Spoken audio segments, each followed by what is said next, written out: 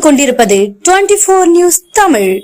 உதகை நூற்றாண்டு ரோஜா பூங்காவில் நடைபெற்ற 19வது ரோஜா கண்காட்சியில் பல்வேறு போட்டிகளில் பங்கு பெற்று வெற்றி பெற்றவர்களுக்கு மாவட்ட ஆட்சித்தலைவர் பரிசுகள் வழங்கி கௌரவிப்பு.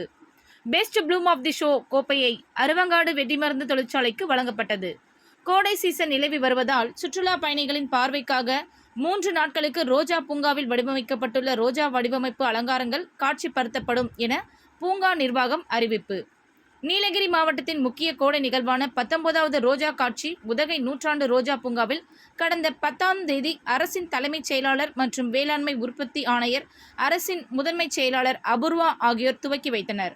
இந்த ஆண்டு ரோஜா கண்காட்சிக்கு வரும் சுற்றுலா பயணிகளின் கவரும் வகையில் சேவ் த வைல்ட் லைஃப் என்ற தலைப்பில் சுற்றுலா பயணிகளுக்கு விழிப்புணர்வு ஏற்படுத்தும் வகையில் யானை, புலி, சிறுத்தை, கரடி, மான், வரையாடு, புறா போன்ற பல்வேறு விலங்குகளின் பல்வேறு ரோஜா மலர்களால் வடிவமைக்கப்பட்டிருந்தது.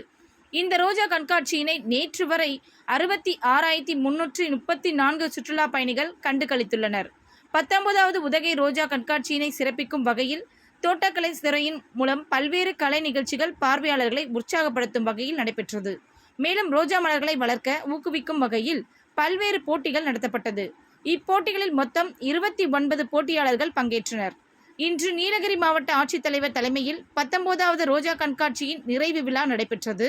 ரோஜா கண்காட்சியில் போட்டியிட்டு வெற்றி பெற்றவர்களுக்கு 12 சுழற்கோப்பைகளும், 29 முதல் பரிசுகளும், 25 இரண்டாம் பரிசுகளும் மற்றும் 14 சிறப்பு பரிசுகளை மாவட்ட ஆட்சியர் மு. கருணா வழங்கினார். Best bloom of the show என்ற கோப்பையை மத்திய அரசின் கீழ் இயங்கி வரும் அரவங்காடு வெடிமருந்து தொழிற்சாலைக்கு வழங்கப்பட்டது குறிப்பிடத்தக்கது.